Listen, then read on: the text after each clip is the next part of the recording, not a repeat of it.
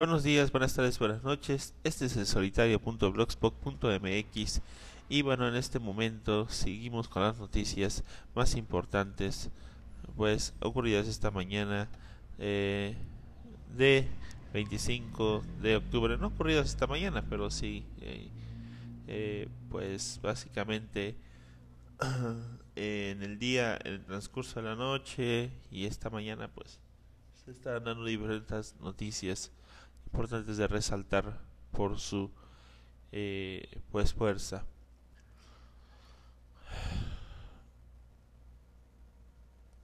En Morelos, en el estado de Morelos, desalojan a opositores a termoeléctrica con un saldo de 3 lesionados.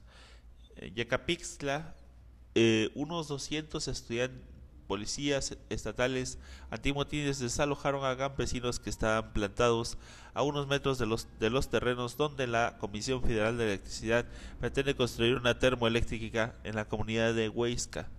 El subsecretario de Asesoría y Atención Huesca, perdón, el subsecretario de Asesoría y Atención Social del Gobierno de Morelos, Marino Martínez Robán, informó que el operativo se realizó a petición de la CFE, que a su vez dijo que atiende a unos 400 vecinos que están a favor de la termoeléctrica y lo solicitaron por escrito en reanudar su construcción. La CFE sostuvo en su asamblea vecinal 70% de los habitantes de Huesca aceptó que se construya la central de ciclo combinado y de ello dio fe Alejandro Estudillo, ayudante municipal. Los inconformes integrantes del Frente de Pueblos en Defensa de la Tierra y el Agua de Morelos, Puebla, Tlaxcala, quienes hacían guardia en la carretera Cuautla-Huesca, aseguraron que a las 8 horas vieron gente que se dirigía hacia los terrenos en motocicletas o a pie. Indicaron que policías vestidos de civil que iban en motocicletas les dijeron que se fueran porque entraría un convoy de seguridad. Los pobladores pidieron refuerzos y tocaron las campanas de la iglesia minutos antes de las 10 horas. Al menos 40 personas llegaron al punto donde estaba la guardia, formada principalmente por mujeres cuyos esposos fueron a trabajar en el campo. Entonces llegaron agentes anti, an- antimotines en más de 30 patrullas y vehículos particulares. Los habitantes de Huesca se tomaron de la mano y formaron una valla que los antimotines rompieron con escudos y macanas. 3 mujeres resultaron lesionadas, a una le rompieron un brazo. Los uniformados abrieron paso a unos 10 vehículos particulares y 2 retroexcavadoras que entraron a los terrenos donde la CFE construía desde febrero la termoeléctrica. Los habitantes de Huesca detuvieron las obras el 16 de mayo. Unos 100 policías se quedaron fuera de los terrenos y otro centenar ocupó el lugar donde estaba la guardia de activistas, lo que impidió el paso a reporteros, automovilistas y pobladores que iban a sus cultivos. Guillermina Montero, habitante de Huesca, aseguró que las campesinas están dispuestas a dar la vida porque no se erija la termoeléctrica. Una caravana de vehículos salió de los terrenos alrededor de las 15 horas rumbo a Cuautla. Algunos policías fueron detrás de ellos. Miembros de pues esta federación advierten, aseguraron que detrás de los granaderos llegó una camioneta con gente de Graco Ramírez buscando el diálogo. Indicaron que la comunidad de Huesca está abierta a dialogar, pero después que se retiren los granaderos y empleados de la CFE.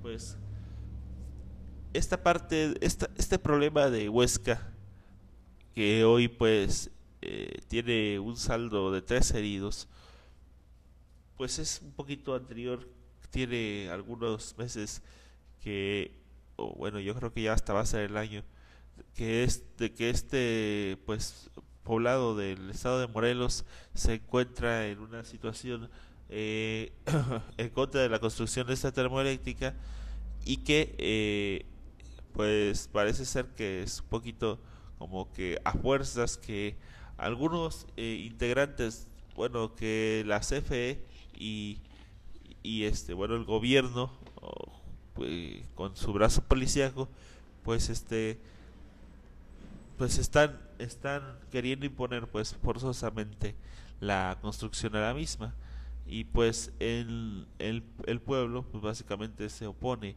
a dicha construcción. Pasando a otra noticia, eh, pues tenemos que en México la tortura y las detenciones arbitrarias son para todos, son pan de todos los días.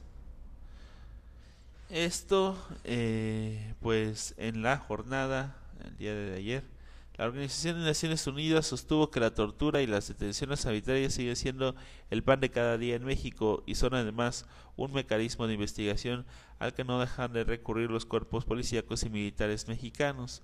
Javier Hernández, representante de la ONU en México, afirmó lo anterior durante una conferencia de prensa efectuada en el Centro de Derechos Humanos Miguel Austin Pro Juárez, en la que pidió a la Suprema Corte de Justicia de la Nación que atraiga el paso de Israel Arzate Meléndez, quien busca demostrar con el apoyo de ese organismo defensor de los derechos humanos que fue torturado por policías estatales y por militares.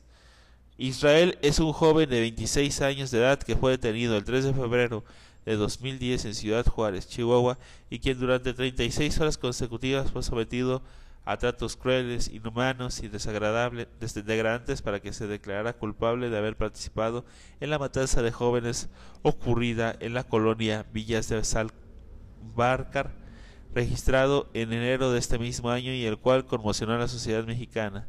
Hacemos un llamado a la Suprema Corte de Justicia para que atraiga el caso y poner un alto a las prácticas de tortura, comentó Simón Hernández, abogado del Centro PRO, durante la rueda de medios. De su lado, Javier Enríquez refirió que un informe sobre el caso de Israel también será presentado por el Centro PRO al Comité contra la Tortura de la ONU para que sea contemplado en el examen de los informes periódicos quinto y sexto del Estado mexicano programados para su evaluación en Ginebra en noviembre de 2012. Ese informe, de acuerdo con el Centro PRO, se centra en el caso de Israel Arzate Meléndez, víctima de detención arbitraria y una serie de actos de tortura en instalaciones militares con el fin de obligarlo a inculparse por un crimen que no cometió, como pasó, pues creo que es una práctica muy usual de la policía, como pasó con los compañeros detenidos hace unos meses, que se les implantaron pruebas y se les obligó a declararse culpables para meterlos a la cárcel a los muchachos estudiantes que nada hicieron, solamente estar en un momento en que la policía estaba cazando a los asesinos de 16 personas que murieron en el estado de Guerrero. Y pues, pues lo bueno es que los muchachos hoy están libres y pueden contarlo, pero este muchacho lo torturaron. Y recuerdo que un artículo que subimos aquí dice que pues exactamente la tortura es una cuestión muy usual en México.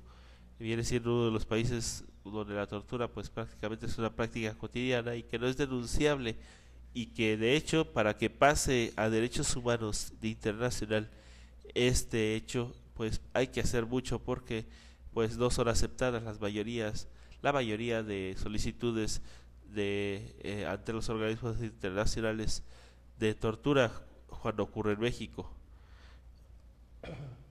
Durante la conferencia de prensa, tanto Javier como Simón Hernández hicieron hincapié en que desde su primera declaración ante una juez local en el estado de Chihuahua, Israel denunció en audiencia oral y pública que su confesión había sido obtenida bajo tortura, pero la autoridad judicial lo ignoró y lo procesó sin mayores pruebas que una declaración confesional obtenida bajo tortura.